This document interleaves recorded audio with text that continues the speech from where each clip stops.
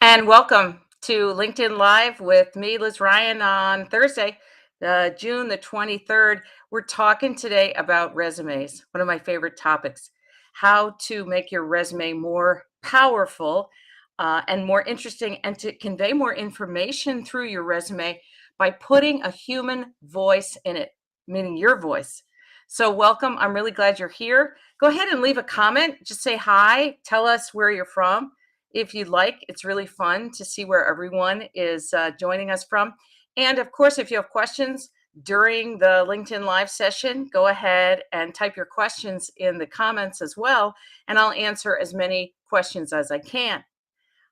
It's a big week, big last couple of weeks for us at our company, Human Workplace. We just launched our consulting course, Take Charge Consulting. This year, it's a live edition for the very first time with live clinics with me. So that's fun. And then the next course coming up in our calendar is Reinvention After 50. So that's going to be great. I can't wait to get into that topic, reinvention and job search after 50. So if any of that stuff is interesting, mention that in your comment as well, and I'll make sure you get the information. So today we are talking about resumes.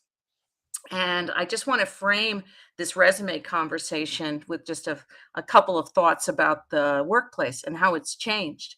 I've been an HR person, an HR leader for close to 40 years, and things have changed dramatically during that time, I don't know about you, but when I was a little kid, I used to say to my parents, "Oh, you come from the olden times. You come from the, you know, dark ages." My mom remembered when she was a little girl, a guy used to come down the street with ice, blocks of ice that they would put in an ice box. People had ice boxes before electric refrigerators.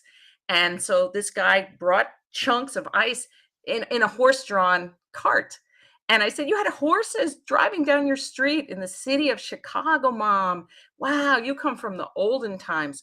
Little did I think that I myself would come from the olden times by the time I grew up and had kids. My kids can't believe how much things have changed compared to their life, from when I was their age. And it started when they started to realize you didn't have cell phones in high school, Mom. How did you arrange a party or a hang with your friends? You had no cell phones. I said, "I don't know. We found one another somehow." So many things have changed. And I've been in the working world and in HR specifically long enough to see the working world change dramatically. And actually, I'm not wild about the fact, it kind of angers and frustrates me that we don't talk more about how it's changed and acknowledge the fact that work has changed. And I don't think it's changing back. It used to be what we called cradle to grave employment.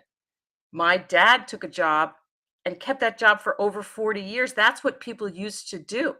Now it's very difficult to have a job that long unless you work for the government. You're not likely to keep a job for that long of a time, not only because jobs go away, companies downsize and consolidate and they're bought and sold, but also because jobs become untenable.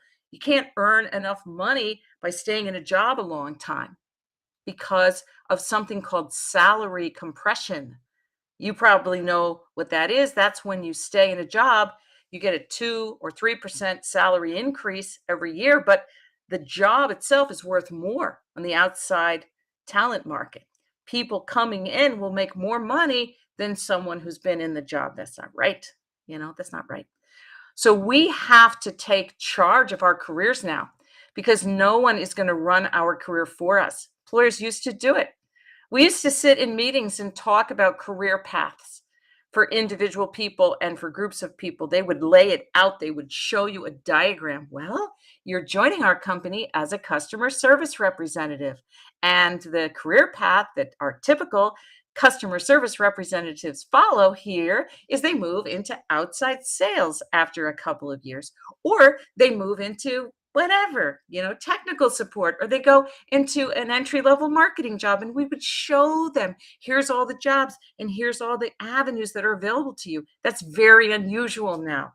That's very, very unusual for a company to show you, here's the things you can do to rise up in the company and then actually to make it happen and to make the training and the guidance available to you for you to actually pursue that. You typically, sadly, have to change jobs now to get ahead.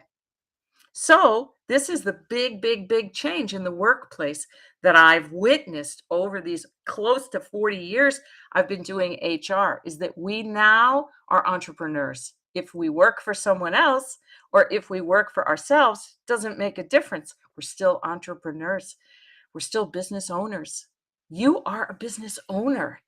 Your business is your career. And it's very, very, very significant. It's by far the biggest financial asset that you have, your career, right? Your career is going to generate more money than selling most houses would. It's very important, and we have to take charge of it now. We didn't in the past, but now we do. And writing a resume and knowing how to convey your accomplishments and your power and some of your personality is a big, big part of owning your own career and your career trajectory and your progress. So let me take a quick break and look at the comments, and then we'll get back to the topic. Let's see here. Hello, hello, hello from everywhere from San Diego, Edmonton, South Africa, Nigeria, Canada, Oman, Massachusetts, Brantford, Connecticut, not that far from me, Orlando, or I have to say Orlando, if you saw Book of Mormon, Finland, North Carolina, wonderful, Pasadena. Hello, everyone from France, bienvenue.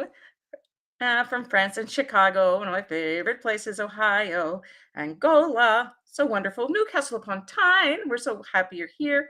From Somalia, from Ghana, from Chicago again, from Largo, from Montreal, Houston, Finland, Oklahoma, Southern Germany, Uzbekistan, Los Angeles, Jupiter, Florida, Cordova, Illinois, wow, and Philly, city of brotherly love. We'll stop right there. So, you guys are amazing, and thank you so much for joining me this week and every week when I'm on LinkedIn Live, Thursday, 1:00 p.m. Eastern Daylight Time. And these are also recorded in case you miss it, the live. It's fine. You can just see it on LinkedIn a day or two later. They don't keep them up that long, but they're up for a little while. So we're talking about resumes. The traditional way that we were all taught, basically all of us, to write a resume was great for the olden days that I'm talking about. Oh, this person has good experience. Let's bring them in for an interview. It was much easier to get a job back then.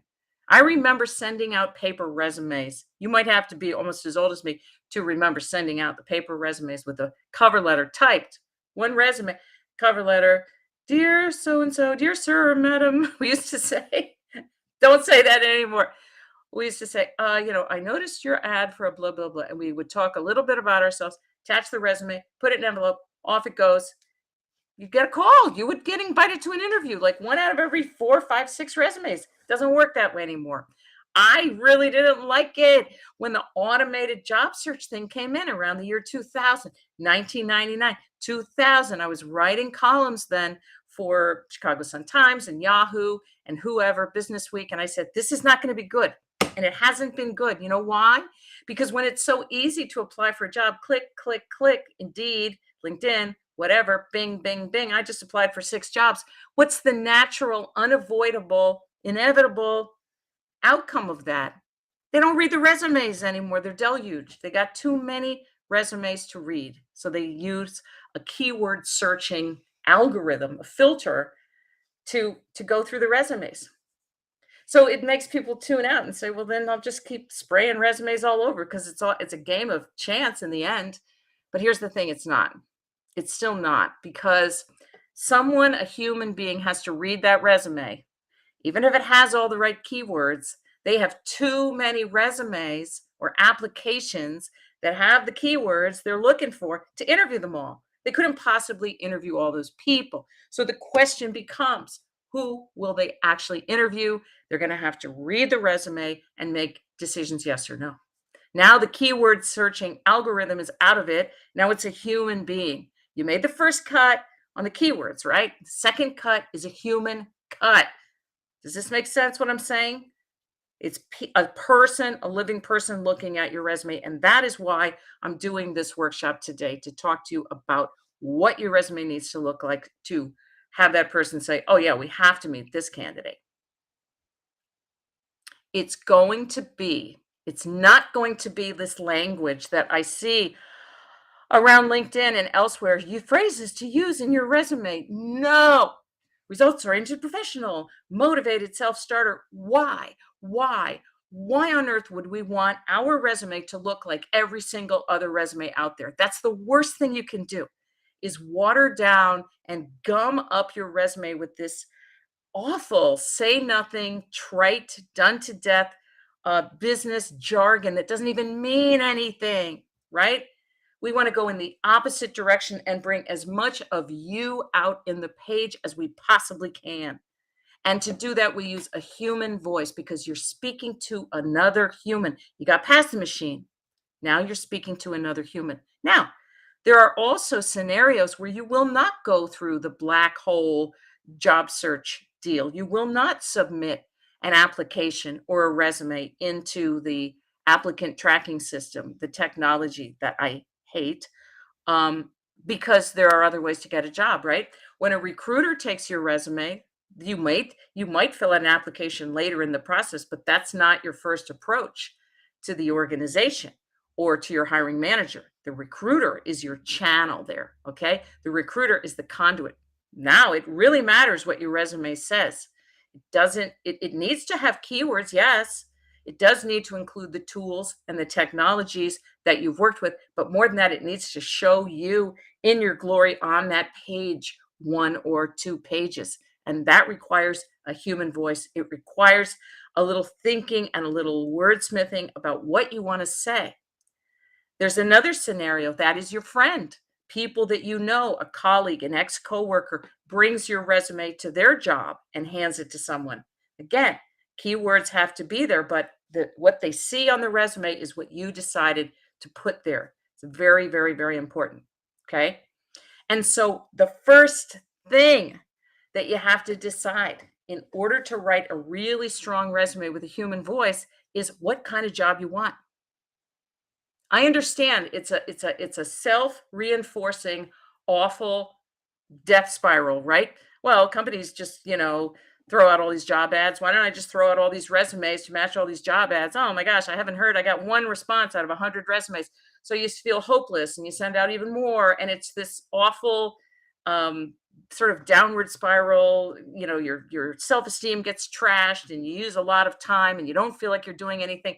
I don't want you to find a job that way. I want you to zero in on the jobs you especially want to do and are qualified for, and brand yourself specifically for those jobs, a small family of jobs, right?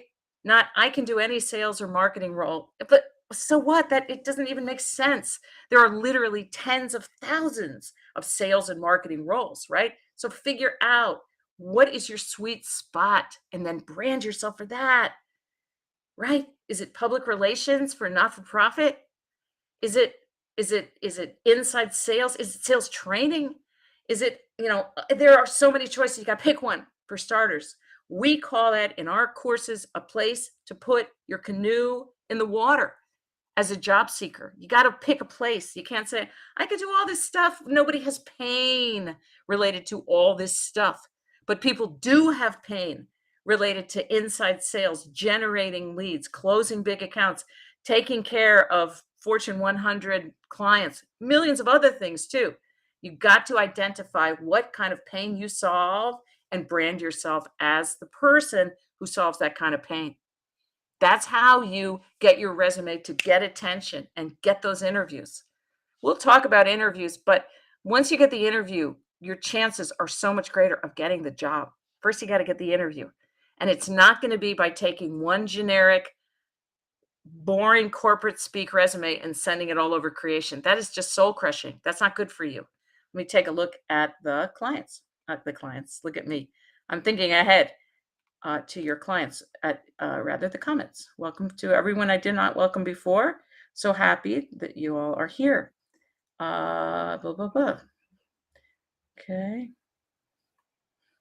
Talking about Supreme Court. Okay.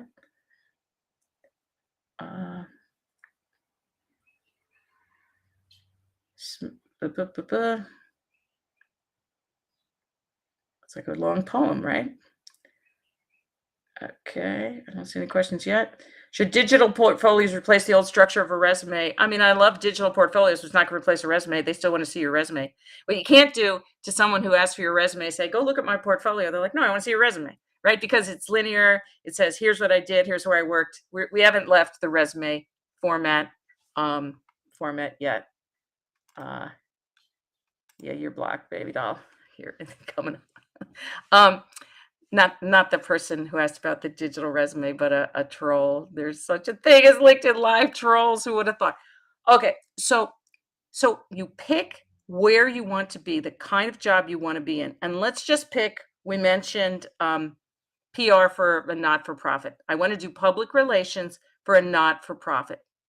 So how do I brand myself for that? I haven't always done public relations for not for profits. I've done a little of that. I did other things for not for profits. I worked in development, which is like fundraising.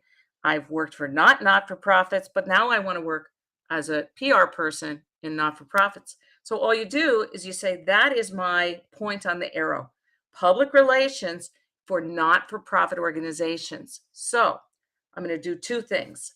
The first one is I'm going to say, what is a not for profit leader's pain around public relations? The leader, the head of a not for profit, is usually called executive director or president, maybe CEO. What is their pain related to public relations? Well, they always want publicity. It's hard to get publicity. There's a lot of people, fighting over scarce ink, as they call it, attention from the media online or in print or broadcast media like radio and video and so on. How do I get in front of a bigger audience to let them know about our mission and what we're doing? I need a really creative public relations person who can build relationships with media folks, maybe has some relationships already, and I need them to understand not for profit and how it works, which a lot of people, of course, do not. So these are the things when you have a handle on this is the pain. They want to do a lot with very little because not for profits typically don't have a huge budget. They want somebody who understands their mission. So, any not for profit organization that I decide to approach, I'm going to read their website carefully, really understand what they're trying to accomplish and what they have already accomplished. And they want somebody who is going to be effective, probably wearing 3 or 4 hats. So now that I know this about PR in not for profit specifically, I can brand myself to be that person. I mean, I am that person. It's just one facet of me. I can't go out there and say, I can do PR for not for profits or for huge oil and gas companies or anything in between. Woo. That's not an appealing brand for anyone, right? It's not an appealing brand for anyone. Somebody who says, I can do everything. It's like, yeah, but I don't want somebody who can do everything. That's not a pain that exists in the world.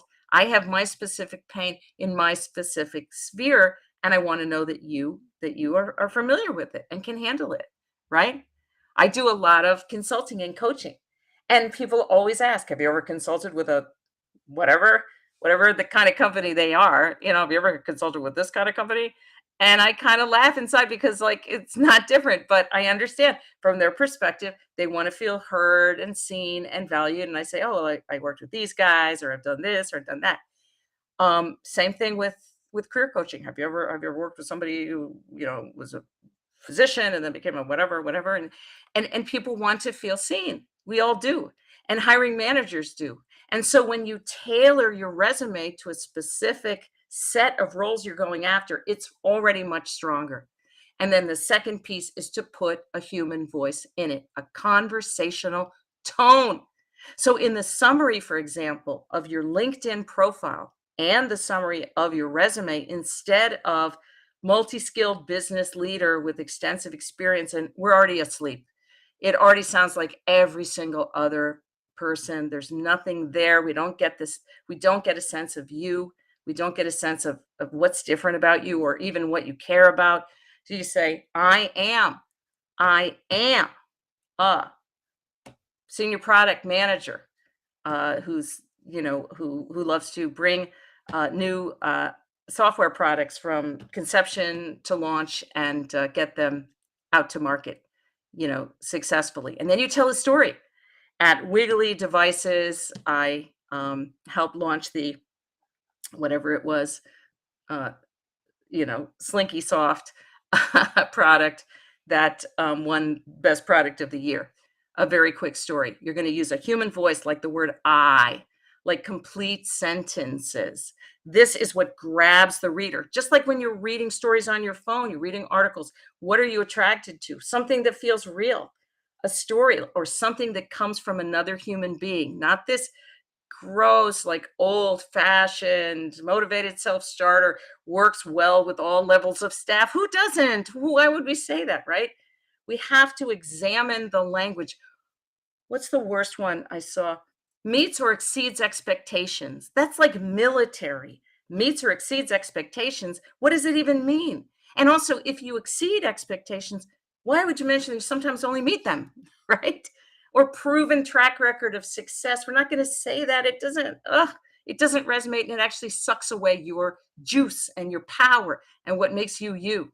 I am an administrative professional who loves to keep a busy office humming and an overstressed CEO calm. Boom, that's a sentence. Like we read sentences and we see that person in our mind. I want to meet that person. I want to interview them. They know who they are and what they do. Now we want a little amplification. How do you do that? You say you do that. How do you do that? Right? I use these two tools to manage schedule and conference rooms and travel, handle the high level, the sensitive correspondence, and I keep the whole office informed of what's going on. It's an office manager, right? That's a high level administrative person. You say, I want to meet this person. That's what you want in your resume. You want that human voice. I'm going to take a break and look at the comments. Okay. Law enforcement, going from law enforcement to security in corporate. Highlight risk mitigation, multi-team and agency collaboration. See, here's the thing. That's a great question, Brian. That's the thing. We say, I do this, risk mitigation. I do this. What's the next one? That's already gone. Multi-team and whatever. It doesn't resonate. We don't want to know what you think your skills are, right? Unless it's technical or functional, you're going to say, I'm familiar with, I code in all these languages, fine. But otherwise, tell us stories, Brian. Little short stories, right? So you anticipate pain. What are their big security issues? Are you talking physical on-site security? Are you talking data security? Are you talking about, gray market? There's a million kinds of security. We talking FBI type security? Are you talking, so you got to figure that out. But you want to tell stories that say, here's while I was in law enforcement, here are some of the things I worked on. I've hired so many security people, and the way that they prove their credibility to me on paper and then face to face was they said, you're sitting here unlike undoubtedly dealing with this security issues. And I was like, yes, exactly. That's why we're talking. You nailed it. We have this and that going on. And they would say, okay, so here's one of the things that I did that you might be able to relate to. I was involved in this investigation, that this is this, blah, blah, blah. And I'm sitting here, an HR leader with similar issues, right? Similar issues. Stuff is falling off of a truck and in the loading dock, or, we have things going on because it's a Fortune 500 company and stuff is going to happen. And so they give you confidence by telling you stories. And you can start that right in the resume. You do not want to wait for the interview because the resume is what's going to get you the interview, right? Is there oh, this such a great question, Jeanette.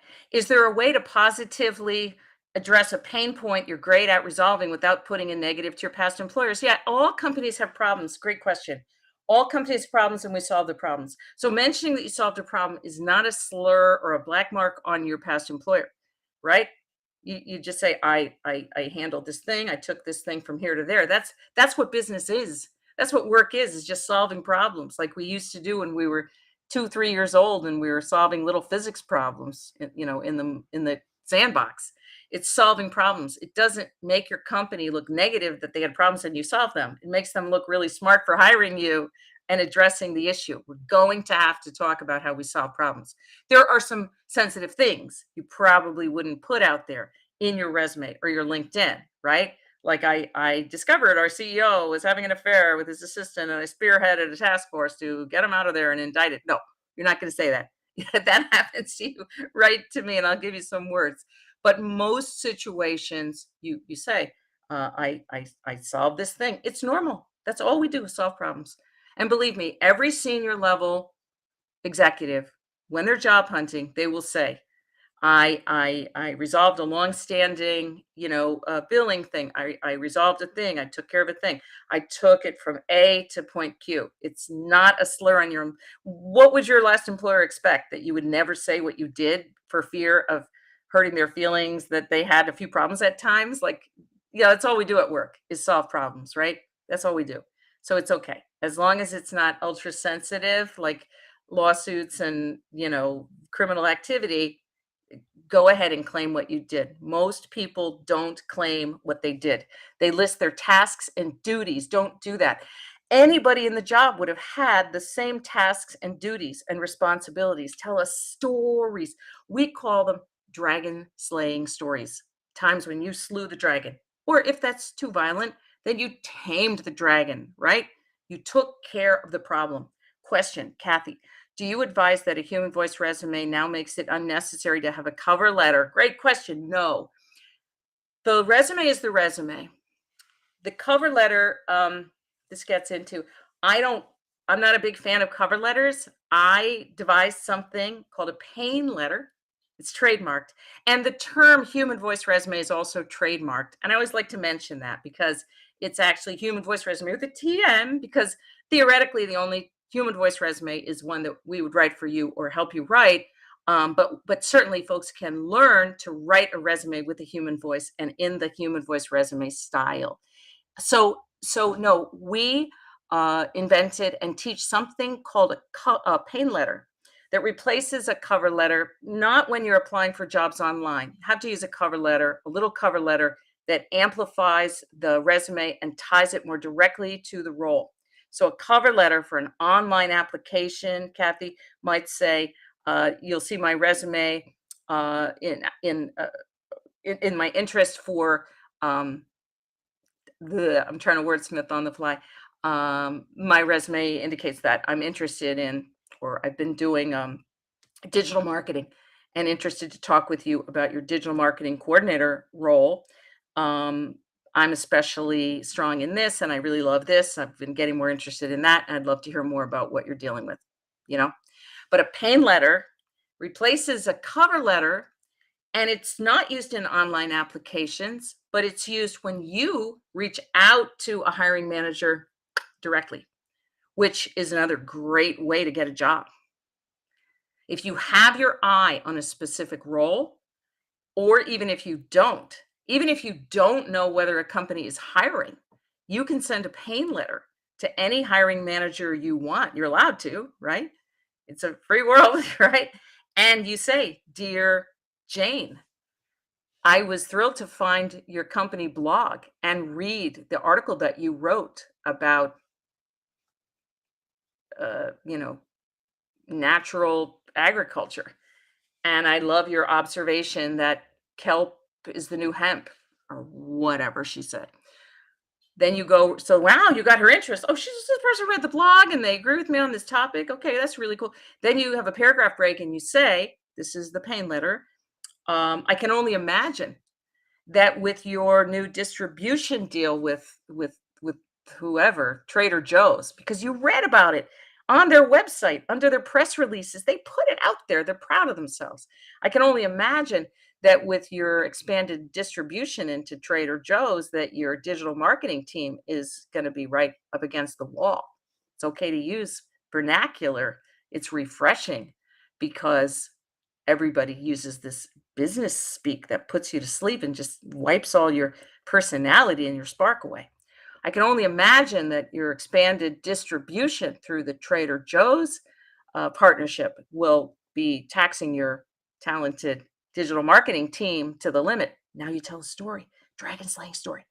When I was at Justin's Nut Butter, I helped them expand digital marketing to include a whole new audience of whatever, whoever eats nut butter, right?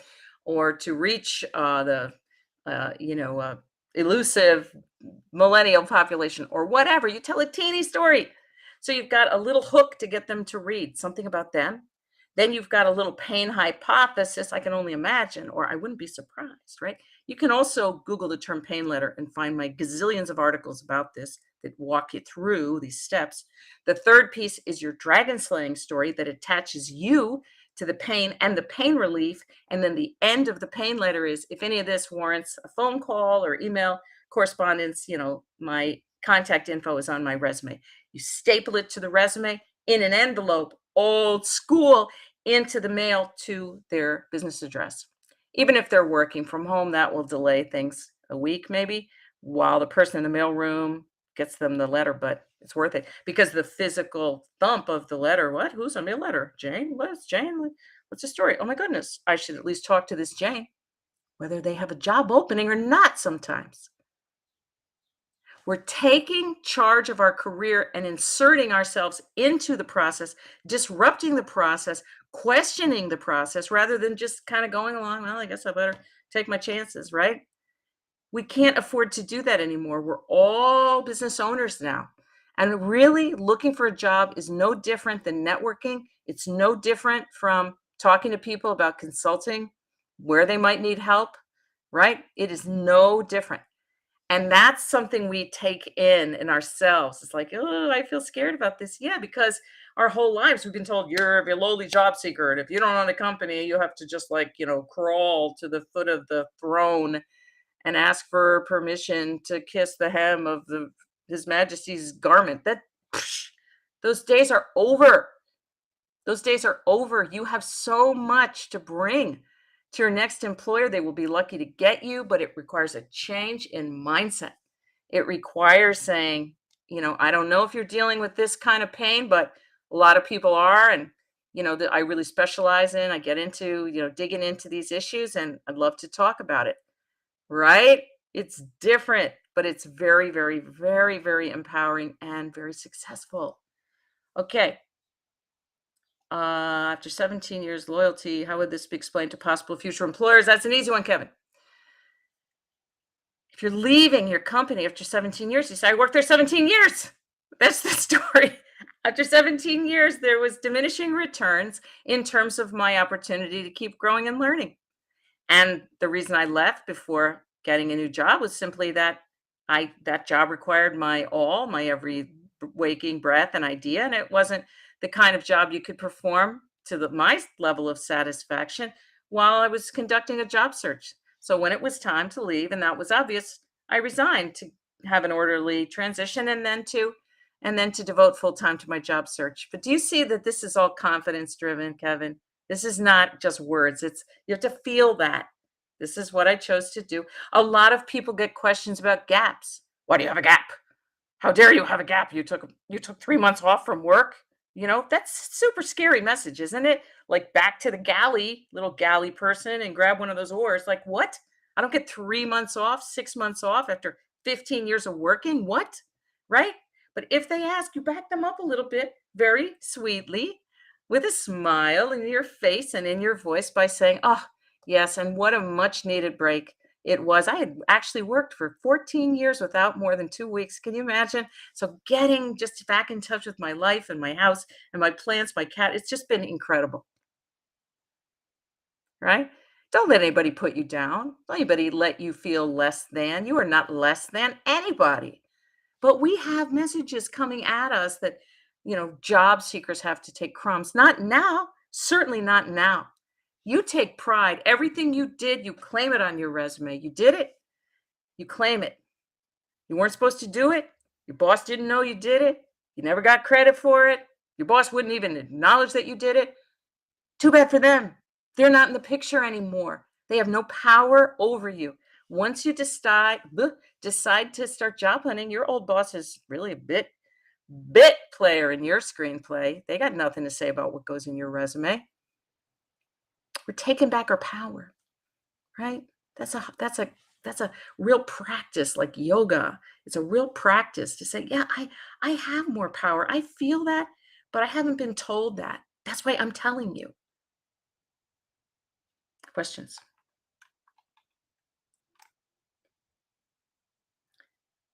Okay, I use the words I'm a leadership development leader or professional with a passion for developing leaders. Absolutely, but everybody says that. It's just so generic. What does it mean? We don't know what leadership development means in that context. You say, I'm a, and also, I don't want you in the resume hedging your bets, either a leader or a professional. I don't know. No, decide, choose one. If you're a leadership development leader, you're not going to use the word leader twice right away, right? And also decide what kind of leadership development, because that could be anything. It could be creating training and or delivering it. It could be mentoring. It could be succession. It could be almost anything. It could be performance man. It could be anything. So you decide and really plant that flag. Boom. I'm a let's get more specific than leadership development. I'm a um let's say it's I don't know. I don't know what you're interested in, but let's say I'm a leadership development pro who is passionate about creating bench strength for my employers and developing the next generation of leaders to step into executive roles. Boom. That's not everybody. We're not trying to be everybody, right? Just get a little more tightened up, a little more. You want to feel a little voltage in those words, like zzz, right? Just like a little bit of, you know how you play certain games on your phone and the phone goes zzz? That's what you want when people are reading your resume. You want them. Okay, would you please advise how to get your resume selected by robot computing softwares when they have hundreds or thousands? Keywords is going to help you get through there. But as we mentioned, gazillions of people will also have the right keywords. So that's where the human voice comes in. And of course, you can skip that system, forget that system, and go right to the hiring manager. You have to do a little research to get there. You have to find that person by name. You got to find their name. It's not super hard on LinkedIn. If you know the organization's name and you know the title, you might come up with more than one person with the same title. You just pick one, right?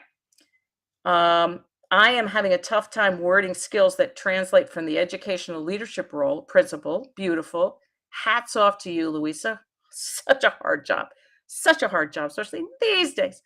To a more corporate language, customer success management. Okay, no, no, no, no. You claim it. You do not have to get in there like, please accept me. I was only a principal with 350 wild little children running around, and the parents, and the administration up here, and the teachers. I mean, you know, let's all just take a deep breath right now for Louisa.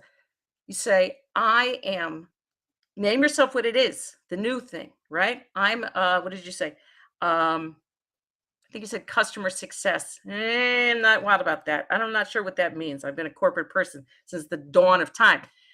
Pick a job title that is a real job title you see advertised. If they're putting out customer success manager, I'm wrong, and then do it, right? But if not, you probably want to pick something a little bit more tangible that they will understand. And so let's just say it's strategic accounts management or something.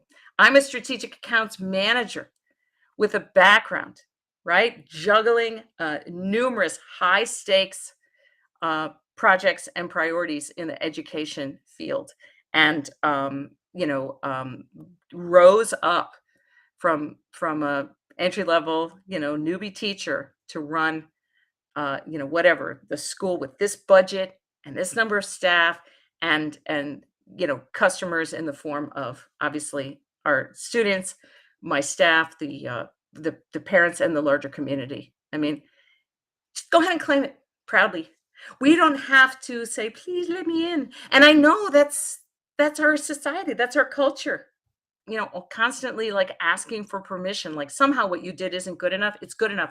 And the person who sees that and says, let's talk to her because I want to hear like how she would approach this. That would be really, really cool.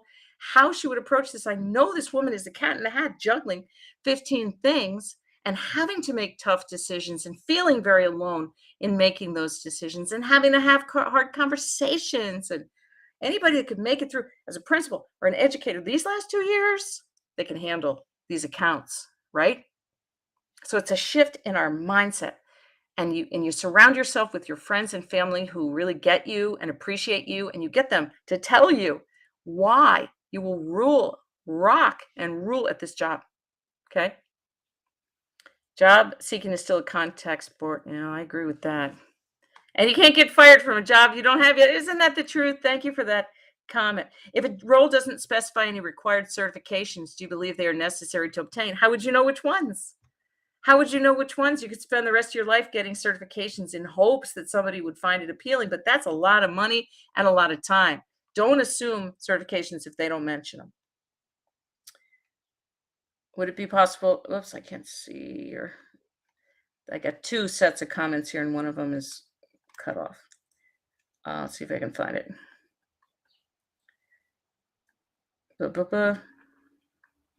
Hard copy example with Human Voice. Yeah, all over, not hard copy, but you could print it out. You look for my articles in Human Voice Resume. All over the place. Forbes, I wrote like 2,500 articles, and LinkedIn like 500, and they're still there, and you can easily find them online. I podcast about this, and we have a course. It doesn't come up again until the spring, a resume writing course that could be really helpful. Let's see. Eventually, I'll do a certification course for career coaches. We get a lot of requests for that. Let's see.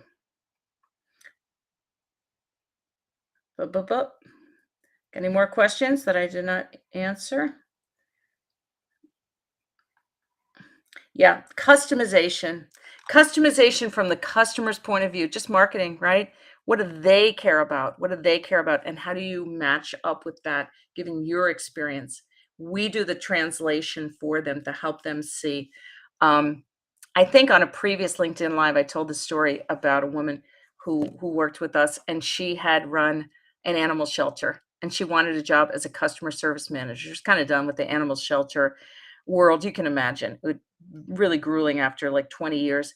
And also, she moved to a new state, and they have their animal shelter chiefs, and then the second in command and the third in command. It's hard to walk in at a high level to run an animal shelter. So she wanted to do customer service management. And so she sent these pain letters directly to the desk of the director of operations or the VP of operations at the companies that she was interested in. And she said, the usual pain letter thing. Hey, congratulations on this award that you got from the city of Vicksburg, Mississippi, whatever. It's great. Your little hook in your pain letter doesn't have to have anything to do with the job. It's just acknowledging a human being, right, for their work. And then it said, I can only imagine that, with your new facility you're opening up, the customer service, getting people staffed and trained, and that whole operation running is going to be quite a big item on your plate. When I ran an animal shelter, she said, we had a very intense 24/7 operation that facilitated 150 adoptions a week. Can you imagine that? 150 adoptions a week, and all the immunizations and all of the care and the vetting of prospective adopters and all of that, and in an atmosphere punctuated by constant snarls and yelps. That's what she said. And then she said, and then there were the animals. Oh, she told a joke in a pain letter, and she got so many responses because she just showed up on the page. She says, if you know, I'm already this left field candidate from animal shelters. I am so super not your cookie cutter customer service manager. Nothing against those people, but I might as well tell a joke, because if I can make you laugh, I can get you thinking a little more broadly. Like, yeah, why did I talk to this woman? Because she comes from animal shelters, and she told a joke in her pain letter, and she's out here saying, if you don't want me, then you don't hire me. But I'm just going to be me, and you can decide. And of course, she got a job. See how this works? Right? It's dropping the formality that we don't even know why it's there. We don't even know why we follow these ancient resume rules. I told you, I'm an HR person for 40 years, and I don't know where the rules came from or whose rules they are. So I don't want you to follow them anymore. It just hurts you. I used to look at stacks of resumes and they were identical. Proven track record of success. Anyone could say that. And it has no impact. Tell us a story. Here's a little dragon slaying story for you. In my manager's absence, I investigated and untangled a thorny billing problem that cost our customer 40K, thereby saving his business. That's one sentence. It's a bullet point, and then that sentence. That's what I did. Doesn't matter if it took 30 minutes or 60 minutes. It doesn't have to be, I have deep experience. What does it mean? Who's defining deep? Tell us a story. So we see it in our mind like a movie playing. All right. Let's go to the bottom of the comments to see if we got anything new.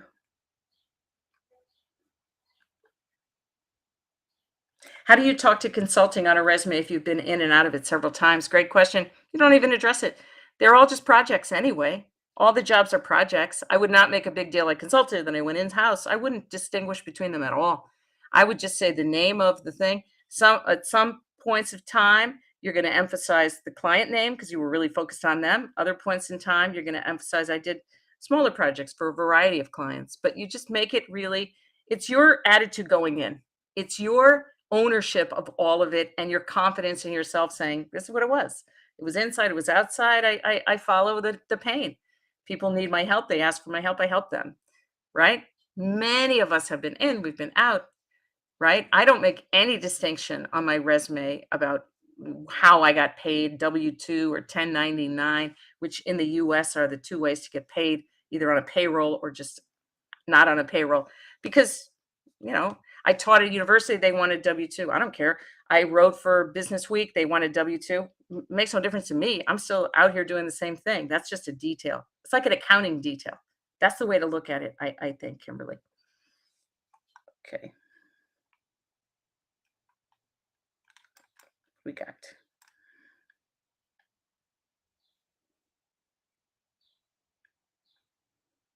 fresh graduate, bachelor's and master's, but no work experience. Always translating my volunteering, leadership, and extracurricular activity into tangible skills, but haven't had any success. You I would get a job. I would get a job that is not, honestly, I would get some kind of work because I think everybody should work starting like in high school. Honestly, I do think it's a deficit to not have any paid work experience, but you could get any kind of job to tie work to your wonderful education. It doesn't have to be the job that you sort of identified. This is the correct job. Eventually, you're going to get that job. But if someone's going to hire you, say in a consulting firm for a job they would normally look at a BA, BS level rather than a master's, go ahead and take the job. It's nothing bad. It's not a step down. It's a way to get out there and get moving in the world. And they will see your brains and your talent, right? I would not wait for somebody to sort of value you as you feel that someone with a master's degree should be valued, because those days are over. It's all about accomplishments. And the truth is, it's easier to have accomplishments that employers understand in a paying job, right? We understand that.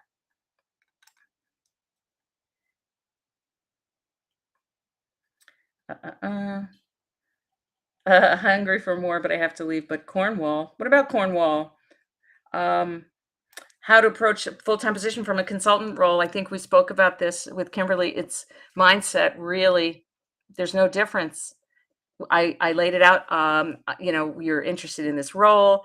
This is the kind of pain that really, gets you excited about solving it. Here's the kind of stuff I've done. It doesn't make any difference. For the right employer, it's not going to make any difference. I don't want it to make any difference to you. If you were consulting or if you were working full time, so what? It's just all work, right? So it's a lot of it is the mindset. And I tell job seekers, if they don't get you, they don't resonate at your frequency, if they don't see what's cool about you, they don't deserve you anyway. I don't want you to contort yourself into a pretzel shape to get hired by the wrong people. Because if you have to contort yourself and twist yourself, then they're the wrong people. What behaviors are expected when fully employed? Long-term commitment, work ethics, the list goes on. Translate your experiences to answer those. Yeah, I don't know what the heck that is. Okay, so Questions now. We've got 10 minutes left in this session. So type your questions into the chat now that I can see it. And, you know, we'll we'll answer the questions. Thank you, Liz, for adding getting a job in high school and college. Thank you, Kelly. We told our kids when they turned 16, no more cash, baby doll, unless it's an emergency. You got to get a job because it's a life skill. Getting a job is a life skill, and doing a job is a life skill. And then when they were about 17, 18, we said, now you also have to find another way to make money outside of a payroll. I think it's essential life skills. You have to figure out a way to make money. One of them did yard work. One of them did music theory coaching along with babysitting. One of them still teaches lessons, trombone lessons. You have to find a way. One moved lights around for video shoots at advertising agencies. And you have to, these are the skills, the muscles I want everybody to grow. Job hunting, doing a job, succeeding at the job, looking around at the outside talent market to see when to leave, when to stay. It's the old mindset, let me stay at this job for 30 years. That not only is it unrealistic, but also the longer you stay and sort of fall asleep, and the more asleep you get, the less marketable you are when you inevitably get back out there. People get offended when I say inevitably, but it's literally inevitable. Unless, yeah, even if you have an employment contract, they can still get out of the contract by paying you whatever the contract says they have to pay you. So I don't want you to depend on these employers to get through the rest of your career, especially if you're under 55. I want you to depend on yourself and to have 100% confidence in yourself to do this. I'm doing a program coming up for folks 50 and over. So if you're feeling like I'd like to reinvent, I'd like to look at my situation and step into this new work world, get a new job, start a consulting business, whatever, then that's about that. All right. So doesn't look like any more questions. Oh, one more. I specialize in resume creation. Word format is usually the standard, but what are your thoughts regarding resumes crested in design software like Illustrator, InDesign? Also, can the algorithms read through any PDF accurately? Honestly, I think these are, I appreciate the question, Sophie, but it's kind of barking up the wrong tree because I don't want anybody to have, applicant tracking systems as their sole or even primary vehicle to get a job. I believe that the algorithms can read PDFs, but I'm not a fan of an Illustrator or InDesign resume unless you're a designer. If you're a designer, you want to show your skills, you want to show your handiwork. Otherwise, it's completely an impediment. They're going to convert it to just plain text. When the resume prints out, it's no longer formatted. If they actually print it out for someone to see it hard copy, or even when it's transmitted inside the organization electronically, it's just the words on the resume. I think the days of caring about resume design are gone. I don't like these 2-column resumes and resumes with various things to look at. I think it's a big distraction. It was impressive in the 90s, not now. Give us the story. Tell me where you were, what you did, what you saw, what you left in your wake, and what you're trying to do now. That's it. That's it. Most resumes have at least 1/3 to too many words to 1/2. Most resumes have way too many words. I'm working since 1979, staying alive, staying alive. If I can get my resume to 1 page, you can get your resume to 2 pages, right? All right. On that note, we will sign out. You're awesome. Next week, we'll be here on LinkedIn Live talking about reinvention after 50